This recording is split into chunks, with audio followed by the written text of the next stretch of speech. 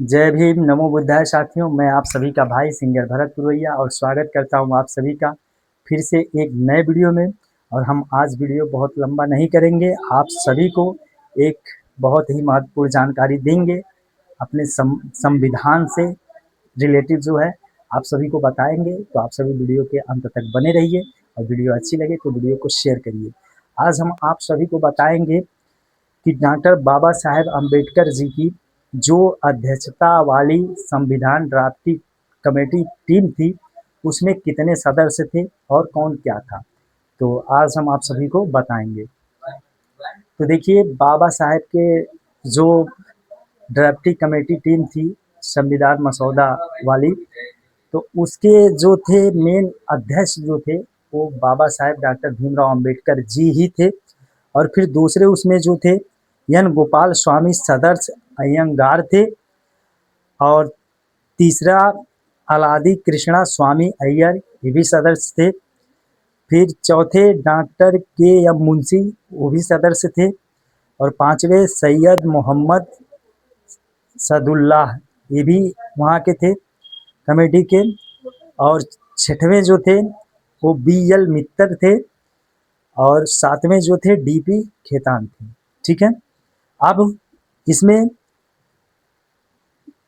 जो B L मित्तर थे उनका तबीयत खराब हुआ किसी बीमारी के कारण, बस वो टीम से हट गए और उनकी जगह पे एन माधव राव जी उनकी जगह ली। और जो डी पी खेतान हैं उनकी मृत्यु हो गई उसी दौरान, तो उनकी जगह पे टी कृष्णमाचारी जी उनकी जगह ले ली। ठीक है। तो ये सब थे उस ड्राफ्टिंग कमेटी टीम में। तो कुछ लोगों का ये सवाल होता है और उनके मन में भी ये चलता है कि जब इतने लोग मिलके संविधान लिखे तो नाम बाबा साहेब का क्यों आता है। तो हम आज वो सभी का डाउट दूर करते हैं। देखिए, पहला, अगर आप देखने जाएंगे तो जो हमारे देश देश में या हमारे राज्य में ही पकड़ लीजिए आप, राज्य में जो भी मुख्यमंत्री बनते हैं अपने राज्य में, वहाँ हमारे वहाँ चलिए मान लीजिए 50 सीट है, मतलब 50 जिले हैं तो 50 सीट हुआ। ठीक है। 50 सीट हुआ तो 50 सीट में 50 विधायक होंगे। ठीक है। तो अब मान लीजिए आपकी कोई भी पार्टी हो तो आपके वहाँ 20 विधायक हैं। ठीक है। और अदर पार्टियों के हैं सभी। तो अब आपके जितने विधायक हैं उसमें से सारे विधायक आपके जीत गए, या मान लीजिए घुमा फिरा के आपको 15 सीट मिल गई, बाकी सभी पार्टियों को 2, 5, 4 ऐसे सीटें मिली। तो देखने जाए तो आपको आपके 15 मतलब जो कैंडिडेट थे वो जीत चुके हैं। 15 विधायक जीत गए, 15 एम एल ए आपके जीत गए। ठीक है। 15 एम एल ए जब आपके जीत गए तो भाई जिस पार्टी के ज़्यादा एम एल ए जीतते हैं वही मुख्यमंत्री बनता है। तो जीते एम एल ए लोग मुख्यमंत्री आप बने। जीते एम एल ए लोग तो मुख्यमंत्री आप बने। क्यों? क्यों कोई कभी उनका नाम लेता है कि ये ये वहाँ से जीत गए, वो वहाँ से जीत गए, ये सारे जीत गए इसके लिए मुख्यमंत्री बन गए, ऐसा तो कोई नहीं बोलता। वो तो उस उतने टाइम वो सारी बातें भूल जाता है कि कौन कहाँ से जीता है, कैसे जीता है।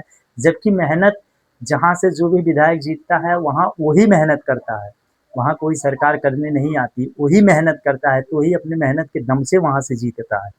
तो नाम मुख्यमंत्री का होता है या प्रधानमंत्री किसी का भी, यानी पार्टी का नाम होता है। जीतता वो है, नाम पार्टी का होता है। सेम उसी प्रकार नहीं है, लेकिन हम आप सबको बता दें।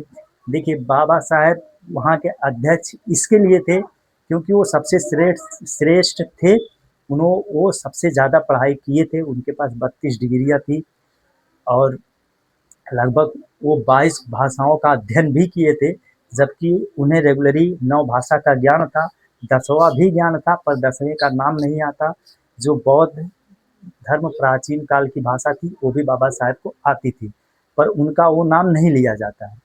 तो और लगभग उन्होंने 60 देशों का भ्रमण भी किया था, वहाँ के सारे सभी के संविधान वो पढ़े थे, सभी का अध्ययन किए थे। इसके लिए वो जब कोई कुछ भी लिखता था उसको वो टिक करते थे, उसको यस नो में करते थे, सही रहता था गलत रहता था वो सारी चीज़ें कंफर्म करते थे बाबा साहेब। क्योंकि वो अध्यक्ष थे, हर कोई काम करता था, सबकी चीज़ें वो देखते थे, पूरा मतलब छानबीन करके पूरी चीज़ें वो समझ लीजिए एकदम कंफर्म करके बारीकी से ध्यान रख के सारी चीज़ें, मतलब बहुत सारा मेहनत बाबा साहब ने किया, क्योंकि अध्यक्ष थे तो बहुत ज़्यादा मेहनत किया उन्होंने। और उनके अंडर सेक्शन में जितने लोगों काम किए उसमें सभी ने योगदान दिया, ऐसी बात नहीं है। लेकिन अब जो मेन होता है, जिसने सभी को सही किया, सभी की बातों को सही किया, हटाया, सभी को जोड़ के संविधान बनाया, बाबा साहेब ने ही जोड़ा, सभी को सही किया, बाबा साहेब ही मतलब उसको संविधान रूप दिए और हमारे देश को उस पे संविधान पे ला दिए, संविधान हमारा उससे चलने लगा। तो ऐसे में अगर किसी के भी मन में ये सवाल आता है कि बाबा साहेब, सभी लोग मिलकर लिखे बाबा साहेब का क्यों नाम आता है, तो ये गलत बात है। देखिए, बाबा साहेब ही वो व्यक्ति हैं जिनके दम से संविधान बना, ये दुनिया जानती है। अगर वो ना होते तो सबके बस की बात नहीं थी, उसके बाद क्या होता कैसे होता कोई नहीं जानता। लेकिन आज हमें इस भारत वर्ष में और इस देश में आज़ादी मिली है। कोई भी कास्ट कहीं से भी हो तो उसको आज़ादी मिली है, तो ये बाबा साहेब की देन है।